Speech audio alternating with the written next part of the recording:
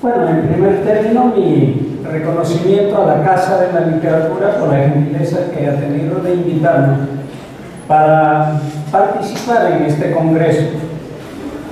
Y en segundo término, también para señalar algunas apreciaciones previas que de pronto pueden coincidir o no con cierto punto de vista que se han desarrollado. Le estaba diciendo a Oscar Limache que, conociendo de su seria formación lingüística, por ejemplo, yo esperaba que sus exposiciones se habrían desarrollado mucho mejor si es que él traslada su propia formación lingüística filológica en todo campo. Pero comparto con él también su explicación de que, como quiera, que nuestra principal preocupación, nuestro principal quehacer es la función docente, particularmente en el caso de la mayoría de los presentes. Entonces es natural que su explicación tenga que orientarla al reconocimiento de esta naturaleza de la mayor parte del público, por lo menos. Sobre el desarrollo de este tipo de publicaciones, en realidad ya hay un sustento teórico bastante fuerte, pero desconocido. En realidad, los orígenes del lenguaje hay que ubicarlos en el cuarto mes de concepción del nuevo ser en el vientre materno. Los neurolingüistas reconocen que el cerebro está constituido en sus dos mitades, en sus dos hemisferios. En uno de los hemisferios está el lenguaje, las ideas, está los conceptos, está el pensamiento, está la información, y en el otro lado están las emociones, los afectos, los sentimientos, etc. De manera que el cerebro no tiene un desarrollo igual. Con algunas aclaraciones que por de pronto podrían parecer curiosas. Estoy hablando no como maestro de niños, porque no lo soy, y esa es probablemente mi desventaja, pero sí desde el punto de vista lingüístico fundamentalmente. ¿A qué curiosidad me refiero? A que la unión de los hemisferios cerebrales no es exactamente igual en los hombres que en las mujeres. Esa suerte de cosido o de costura que aparece, hemos visto en los cráneos, digamos vulgarmente en las calaveras.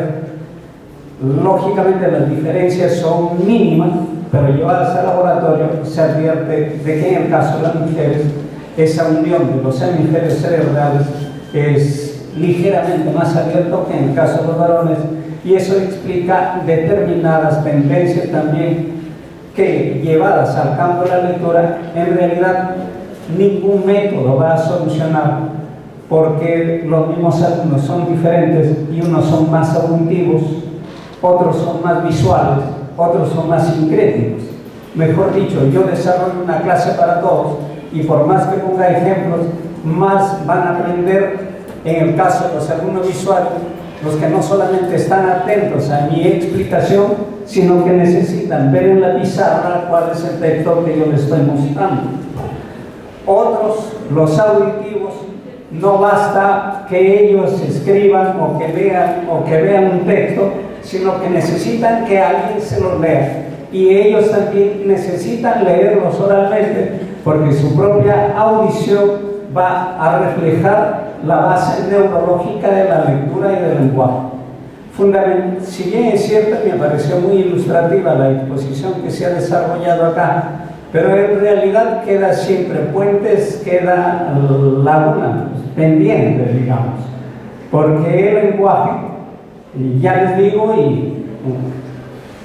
está relacionado no solamente con conceptos pedagógicos, no solamente con conceptos semánticos, sino la lectura es fundamentalmente neurológica. La lectura hay que leer, aparte de leer para que nos guste, aparte de leer para desarrollar el gusto estético, hay que leer para desarrollar el sistema cerebral, hay que leer para purificar el cerebro. Hay que leer para que el desarrollo intelectual también se ejercite. En ciencia de la comunicación, en la jerga de la ciencia de la comunicación, los medios se agrupan en dos grandes sectores. En esa jerga se habla de los medios fríos y de los medios calientes. Los medios fríos son aquellos que demandan de nosotros una cierta participación. Los medios fríos son los que quieren de nosotros que solamente estemos sentaditos, que miremos y que no hagamos ningún trabajo. El principal medio frío por excelencia es la televisión. El principal medio caliente por excelencia es el libro de la lectura. Entonces también esto no es pedagógico. Ya le digo a usted, yo tengo la carencia, seguramente tengo la desventaja de no tener la experiencia directa en el aula, pero probablemente tenga que conversar con mis apreciaciones a nivel de estas áreas lingüísticas, neurolingüísticas. Pero yo no he venido acá para eso.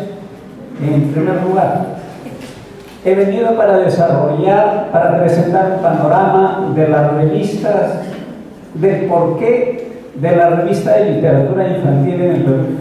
Porque entiendo que así como hay una carencia o que hay la necesidad de integrar nuestros conocimientos, la educación no puede ser solamente un entrenamiento en teorías, en técnicas, en métodos, como un recetario de con qué podemos enseñar mejor, sino creo que la función docente requiere una alta jerarquía científica. Y esa jerarquía científica significa que yo debo ser competente cognitivamente para que lo que yo haga tenga un soporte, no por la experiencia que le resultó a fulano o por la experiencia que le resultó al otro colega y me parece interesante esas experiencias y a ver cómo funcionan conmigo. La educación creo que requiere un estatus científico y ese estatus científico pues nos entra a partir de la información. A mí me han invitado en primer término para ofrecer el panorama de la revista de literatura infantil y juvenil en el Perú. Y algunos datos hay que manejar. Curiosamente, la revista más antigua de literatura infantil y juvenil no tiene un título literario, sino más bien científico. La primera revista de literatura infantil y juvenil de que se tiene conocimiento se llamó El Átomo. Y El Átomo, hasta donde tenemos conocimiento, es la publicación más antigua sobre literatura infantil y juvenil. ¿Y cuándo apareció? Apareció el 28 de julio de 1888. Apareció en mi ciudad, en Trujillo. Y sigue seguramente las sorpresas. El primer fundador y director de una revista de literatura infantil y juvenil en el Perú no fue un peruano, sino fue un ecuatoriano. Un ecuatoriano radicado en Trujillo, era un médico ecuatoriano radicado en Trujillo. Parece que había llegado deportado en su país. Este médico, por añadidura, porque tampoco fue maestro, fue Julio Martínez Serrano. Julio Martínez Serrano es el director fundador de la revista de literatura infantil y juvenil más antigua de que se tiene conocimiento en el Perú. Probablemente por adhesión al país al que había venido a radicarse, hizo coincidir la aparición de esta revista el 28 de julio de 1888. Es del todo sorprendente la aparición y edición de un medio periodístico dedicado a la infancia. En una época en que, estoy mencionando el año, en que los principales acontecimientos nutrían casi por entero la página de la naciente prensa peruana. Los textos que incluía El Átomo no pertenecían a ningún autor peruano, lo cual es comprensible en una época en que la cultura y la literatura nacional seguían parámetros más bien foráneos, especialmente europeos. Por eso, tal actitud no es ningún demérito. Todo lo contrario, si se tiene en cuenta que la cultura en general no tiene fronteras. Entonces el átomo se nutrió de los contenidos culturales de la época. Este médico ecuatoriano, Julio Martínez Serrano, fue al mismo tiempo director, administrador, diseñador, ilustrador, editor. Él es el auténtico pionero de las revistas y periódicos de literatura infantil y juvenil en el Perú. Uno de los coleccionistas, de los apasionados de la literatura peruana, que tiene probablemente debe ser yo creo, el estudioso de nuestra literatura, más compenetrado con la publicación de Vallejo, es Jorge Kishimoto. Y Jorge Kishimoto debe tener la biblioteca más fabulosa, más extraordinaria de la producción de César Vallejo. Y también de otra colección. Por eso es que a Jorge Kishimoto, distinguido vallejiano, se debe esta recopilación de textos, de manera que lo que yo estoy señalando es, digamos, un envío fraterno de él, por la amistad que tenemos, y Jorge Kishimoto entonces creo que debería estar en eventos como esto, porque es un extraordinario maestro también, cuyas enseñanzas habría que aprovechar. Él señala que del átomo se publicaron 10 números,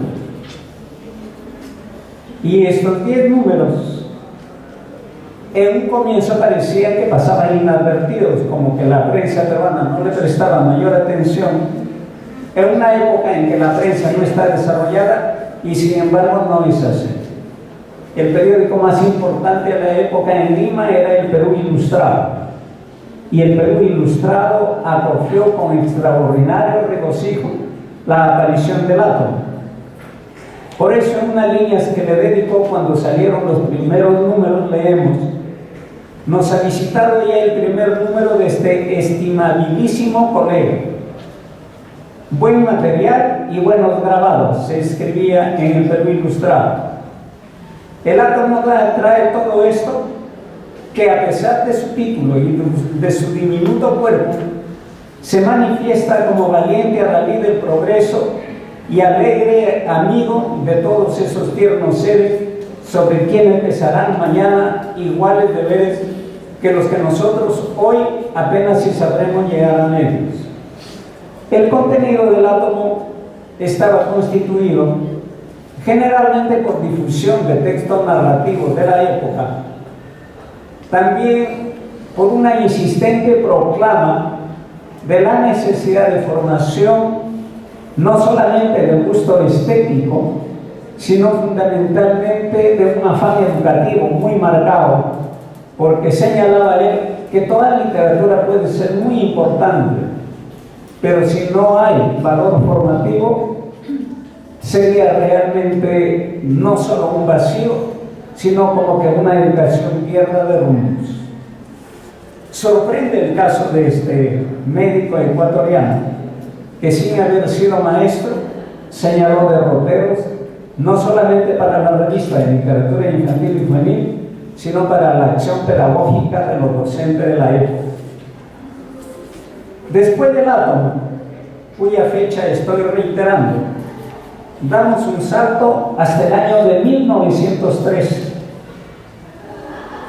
En el año de 1913 aparece lo que sería la primera revista de literatura infantil en el Perú. El átomo, digamos, es el primer periódico, pero la primera revista de tema eminentemente literario, esto se puede consultar en la Biblioteca Nacional, fue Cultura Infantil. Cultura Infantil se fundó el 1 de junio de 1903 y se fundó igualmente como el átomo en la ciudad de Trujillo. Su fundador fue Julio Eduardo Manucci, quien también era director de un centro de primaria muy popular en Trujillo, conocido como Centro Viejo, pero cuyo nombre era Pedro M. Ureña. Es conocido este centro, o está muy asociado a la inquietud pedagógica de César Vallejo, porque César Vallejo fue profesor en el Centro Viejo José en Pedro el Memureño. Y los primeros poemas que empieza a escribir Vallejo tienen un marcado carácter pedagógico. No es verdad que él empiece a escribir primero los heraldos negros. Él empieza escribiendo poemas didácticos. Por ejemplo, quiere explicar los procesos de transformación de la materia. Cómo hay el cambio de lo líquido a lo sólido, a lo gaseoso. No tiene manera para enseñar. Entonces compone un poema que se titula Transpiración vegetal. U otro parecido, Fosforescencia. O sea que la primera poesía de Vallejo es realmente extraordinariamente didáctica. Porque él no estaba escribiendo como poeta. Los heraldos negros habrán de venir al año siguiente, en 1918. Pero en 1913, 5 años antes, Vallejo empieza a publicar en 1913. Se han identificado varios poemas de carácter didáctico. Los títulos de estos poemas les pueden dar una sugerencia sobre el contenido. Fosforescencia, Transpiración vegetal, el poema Fusión, de combinación de la materia, también el poema Armada Juvenil, para promover contenidos cívicos, y otros poemas así de este mismo carácter. Esta revista yo diría que es extraordinaria, uno de los grupos más importantes de la época, no solo en Trujillo, sino es bueno de que tengamos conocimiento. A partir de la primera y segunda década se forman varios grupos literarios en el Perú. Los más famosos son Orcopata de Puno, por ejemplo. O está el grupo Resurgimiento del Cusco. O está el grupo Aquelarre de Arequipa. Pero de todos esos grupos, el más importante es el grupo Norte de Trujillo. Y en el grupo Norte están los principales colaboradores de esta revista Cultura Infantil. Ahí escribieron, por ejemplo, Antenor Orrego, Alcides Espelucín, Juan Espejo Esturrizaga, el más importante biógrafo de Vallejo en su etapa que va de Santiago de Chuco hasta Trujillo, entre otros miembros del Grupo Norte. Quiere decir que tenemos dos antecedentes valiosos: el de 1888 con Átomo y el de 1913 con Cultura Infantil. De 1913 hasta 1940 tenemos un largo vacío, porque no se registran otro tipo de revistas. Pero en 1940 aparece la revista Palomilla. Palomilla es dirigida por un extraordinario maestro, Guillermo Ugarte Chamorro. Guillermo Ugarte Chamorro, que era maestro, cree que el libro no basta. El libro generalmente es un producto tardío. Puede ser muy interesante, pero siempre llega a destiempo. Lo que llega en su momento, lo que llega fresco, lo que llega, digamos, con las últimas y más frescas novedades son las revistas. Y por eso creía él en la importancia con la que deben comprometerse los maestros. No hay libro, decía, pero en cada escuela se pueden formar especies de antologías y colecciones. No esperar que las publicaciones vengan de las editoriales. Además, no hay pueblo, por pequeño que sea, que no tenga literatura. Todo pueblo, todo barrio, toda comunidad tiene literatura. No es del autor consagrado. No estemos pensando en Vallejo, en Valdelomar. Modernamente no estemos pensando en autores reconocidos, Vargas Llosa, Reynoso, etc. El propio profesor tiene todo un potencial, y los mismos alumnos también tienen potencial. Sería bueno, miren, ya por la década del 40, observado así Guillermo Ugarte Chamorro, se pueden producir textos, mejorarlos, corregirlos, y esos mismos textos hacer que circule entre los estudiantes y entre los profesores. El título de la revista recoge un término, como se están dando cuenta bien, más o menos popular, palomilla. Se editó entre 1940 y 1945. Llegó a editarse 42 números de palomilla. Digamos que Palomilla es la revista dominante de esta década del 40. De ahí damos un salto a la década del 50. En la década del 50 aparece la revista Avanzada. Su director, Ricardo Durán Flores. El carácter principal de esta revista era que combinaba los contenidos educativos con otros relacionados con la identidad cultural peruana. Y creó 3 personajes, cada uno representante de las principales regiones longitudinales del Perú. Un personaje relacionado con la costa, otra con la sierra y otra con la selva.